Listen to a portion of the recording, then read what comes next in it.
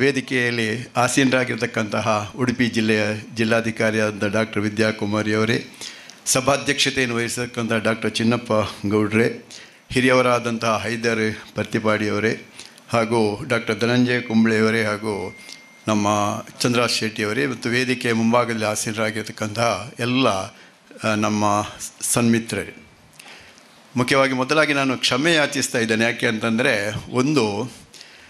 ನಾವು ಇದನ್ನು ಒಂದು 100 ಮಂದಿ ಬಂದರೆ ಒಂದು 100 ಮಂದಿಗೆ ಆಮಂತ್ರಣ ಕೊಟ್ಟರೆ 50 ಮಂದಿ ಬರ್ತಾರೆ. ಆದ ಕಾರಣ ಈ ಒಂದು ಹಾಲ್ ಅದಕ್ಕೆ ಸರಿಯಾಗ್ತದೆ ಎನ್ನುವಂಥ ಒಂದು ಲೆಕ್ಕಾಚಾರ ನನ್ನಲ್ಲಿತ್ತು. ಇದೇನಾಯಿತು ಅಂದರೆ 100 ಮಂದಿಗೆ ಹೇಳಿದವರು 100 ಮಂದಿಯೂ ಕೂಡ ಬಂದಿದ್ದಾರೆ. ಈಗ ಇದು ಸಮಸ್ಯೆ ಆದ್ದು ಈಗ ನಮಗೆ ಅಷ್ಟೇ. ಆದ ಕಾರಣ ದಯವಿಟ್ಟು ನಮ್ಮನ್ನು ಕ್ಷಮಿಸಬೇಕು ಅಂತ ನಾನು ನಿಮ್ಮಲ್ಲಿ ನಮ್ರವಾಗಿ ವಿನಂತಿಸ್ತಾ ಇದ್ದೇನೆ. ಮಾತ್ರ ಅಲ್ಲದೆ, ಇದೊಂದು ವೇದಿಕೆ ಅಂದರೆ ಈ ಸಭಾಂಗಣವೇ ಒಂದು ವೇದಿಕೆ ಆಗಿದೆ ಚಿನ್ನಪ್ಪ ಗೌಡ್ರೆ. ಯಾಕೆ ಅಂತಂದರೆ ಎಲ್ಲರೂ ಕೂಡ ಮುಖ್ಯ ಅತಿಥಿಗಳಾಗಿ ವೇದಿಕೆಯ ಮೇಲೆ ಭಾಷಣ ಮಾಡುವವರು, ಕೂತ್ಕೊಳ್ಳುವವರು ಇದೆಲ್ಲ ಇರುವುದು ಅವರೇ. ಆದ ಕಾರಣ ಈಗ ಗುರುತಿಸಿದ್ದು ಯಾರನ್ನು ಅಂತ ಧನಂಜಯ ಕುಂಬ್ಳೆಯವರಿಗೆ ಅದೊಂದು ತಲೆನೋವಾಯಿತು, ಯಾರನ್ನು ಗುರುತಿಸುವುದು ಅಂತ. ಎಲ್ಲರನ್ನು ಕೂಡ ಗುರುತಿಸಬೇಕಾಗ್ತದೆ ಇಲ್ಲಿ. ಆದ ಕಾರಣ ಈಗ ಲಯನ್ಸಿನ ಬಾಂಧವರೆಲ್ಲ ಬಂದಿದ್ದಾರೆ, ಎಲ್ಲ ಮುಂದೆ ಕೂತ್ಕೊಳ್ಳುವವರೆಲ್ಲ ಹಿಂದೆ ಕೂತಿದ್ದಾರೆ. ಆದ ಕಾರಣ ಎಲ್ಲ ಸಂಘ ಸಂಸ್ಥೆಗಳ ಅಧ್ಯಕ್ಷರುಗಳಿದ್ದಾರೆ. ಆದ್ದರಿಂದ ತಮ್ಮಲ್ಲಿ ದಯವಿಟ್ಟು ತಮಗೇನಾದರೂ ಆಡಳಿತ ಮುಕ್ತೇಸರಿದ್ದಾರೆ, ಬೇರೆ ಬೇರೆ ದೇವಸ್ಥಾನಗಳ ಆಡಳಿತ ಮುಕ್ತೇಸರಿದ್ದಾರೆ ನೋಡಿ. ಇಂಥವರೆಲ್ಲ ಇಲ್ಲಿ ಆಸೀನರಾಗಿರುವಂಥದ್ದು ಬಹಳ ಸಂತೋಷ ಕೊಡ್ತಕ್ಕಂಥ, ಖುಷಿ ಕೊಡ್ತಕ್ಕಂಥ ಒಂದು ವಿಚಾರ. ಆದ ಕಾರಣ ಎಲ್ಲರಲ್ಲಿಯೂ ಕ್ಷಮೆ ಯಾಚಿಸ್ತಾ ನಿಮ್ಮನ್ನು ಬಹಳ ಪ್ರೀತಿಪೂರ್ವಕವಾಗಿ ನಾನು ಸ್ವಾಗತಿಸ್ತಾ ಇದ್ದೇನೆ. ಇಲ್ಲಿ ಈ ಕಾರ್ಯಕ್ರಮದ ಉದ್ದೇಶ 2. ಇದು ಎಂಥದ್ದು 2 ಅಂತ ಹೇಳಿದರೆ, ಒಂದು, ಈ ಕಾರ್ಯಕ್ರಮವನ್ನು ಎಷ್ಟೋ ದೊಡ್ಡ ಜನಗಳೆಲ್ಲ ಉದ್ಘಾಟನೆ ಎಂಥದ್ದು ಲೋಕಾರ್ಪಣೆ ಮಾಡುವುದಕ್ಕೆ ನಮಗೆ ಅವರನ್ನು ಕರೀಲಿಕ್ಕೆ ಎಲ್ಲ ಸಾಧ್ಯತೆಗಳಿತ್ತು.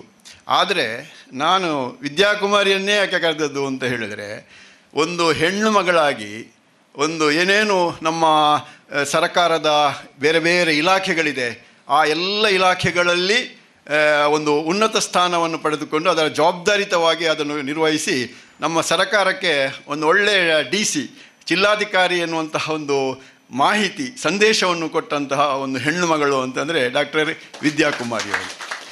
ಮಾತ್ರ ಅಲ್ಲ, ಇದು ನಮ್ಮ ಊರಿಗೂ ಒಂದು ಹೆಸರು, ನಮ್ಮ ಜಿಲ್ಲೆಗೂ ಒಂದು ಹೆಸರು. ಮಾತ್ರ ಅಲ್ಲದೆ ಇದು ಪ್ರಪ್ರಥಮ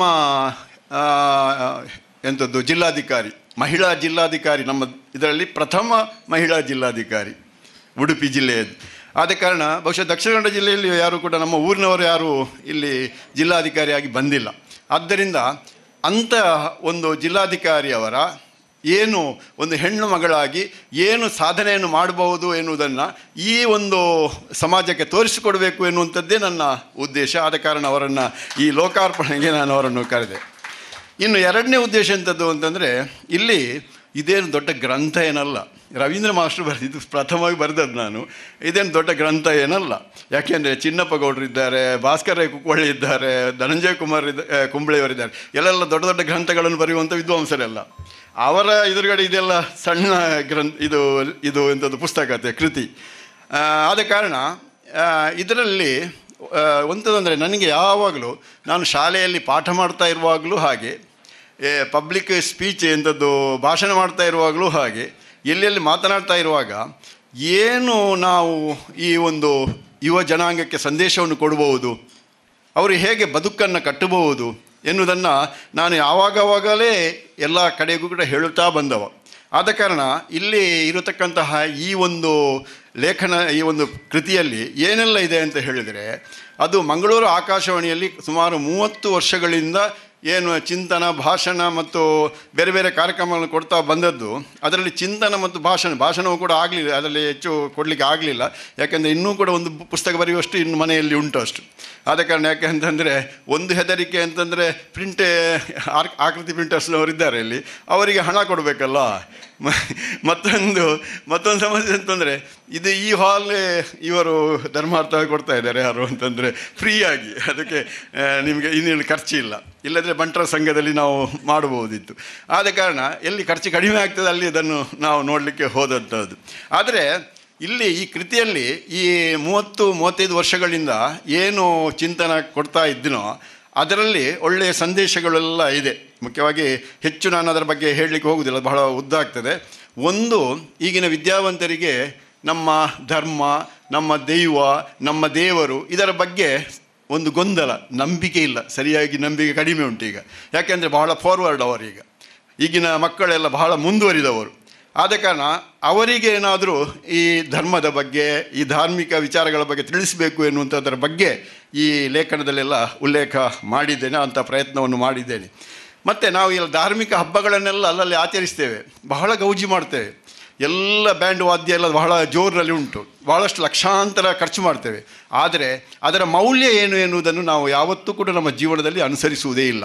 ಆದ ಕಾರಣ ಅಂಥ ಸಂದೇಶವೂ ಕೂಡ ಏನಾಗಬೇಕು, ಈ ಪುಸ್ತಕದ ಮೂಲಕ ಹೋಗಬೇಕು ಸಮಾಜಕ್ಕೆ ಅಂತ ಹೇಳಿಕೊಂಡು ಅದರಲ್ಲಿ ತುಂಬ ವಿಚಾರಗಳನ್ನಲ್ಲಿ ಪ್ರಸ್ತಾಪಿಸಿದ್ದೇನೆ.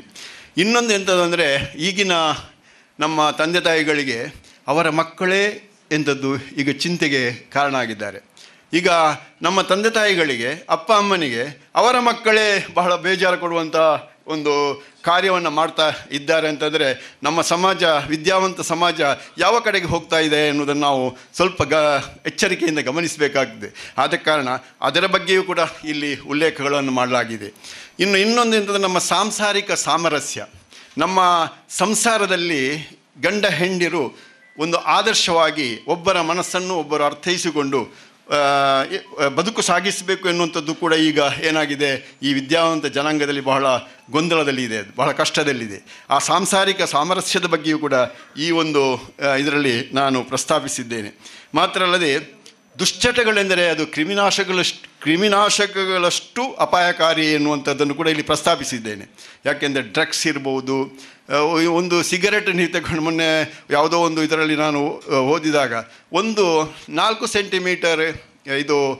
ಸೆಂಟಿಮೀಟರ್ ಉದ್ದದ ಒಂದು ಸಿಗರೆಟ್ನಲ್ಲಿ 4,000 ಕ್ರಿಮಿನಾಶಕಗಳಿದೆ ಅಂತ ಆ ಸಂಶೋಧಕರು ಗುರುತಿಸಿ ತೋರಿಸಿದ್ದಾರೆ ಅಂತಾದರೆ ಅದನ್ನು ನಾವು ಸೇದುತ್ತೇವೆ ಎನ್ನುವಂಥದ್ದು ಬಹಳ ಅಪಾಯಕಾರಿ ಎನ್ನುವಂಥದ್ದನ್ನು ಕೂಡ ಈ ಒಂದು ಇದರಲ್ಲಿ ಉಲ್ಲೇಖಿಸಿದ್ದೇನೆ. ಮಾತ್ರ ಅಲ್ಲದೆ ಬೇರೆ ಬೇರೆ ದುಶ್ಚಟಗಳ ಬಗ್ಗೆ ಅಲ್ಲಿ ಉಲ್ಲೇಖ ಇದೆ. ಅದು ನಮ್ಮ ಯುವ ಜನಾಂಗಕ್ಕೆ ಅಂಥ ಸಂದೇಶ ಹೋಗಬೇಕು ಅಂತ. ಮೊಬೈಲ್ನ ಅವಾಂತರವನ್ನು ಕೂಡ ಇಲ್ಲಿ ಪ್ರಸ್ತಾಪಿಸಿದ್ದೇನೆ. ಮೊಬೈಲ್ನಿಂದ ಎಷ್ಟು ಪ್ರಯೋಜನ ಆಗ್ತದೋ ಅಷ್ಟೇ ತೊಂದರೆಗಳು ಆಗ್ತದೆ ಎನ್ನುವುದನ್ನು ಕೂಡ ಇಲ್ಲಿ ತೋರ್ಪಡಿಸಿದ್ದೇನೆ. ಮಾತ್ರ ಅಲ್ಲದೆ ಇಲ್ಲಿ ನಮ್ಮ ಮಕ್ಕಳಿಗೆ ಪರೀಕ್ಷಾ ತಯಾರಿಯ ಬಗ್ಗೆ, ತುಳುನಾಡಿನ ಗರಿಮೆಯ ಬಗ್ಗೆ, ನಮ್ಮ ಗ್ರಾಮೀಣ ಕ್ರೀಡೆಗಳ ಬಗ್ಗೆ.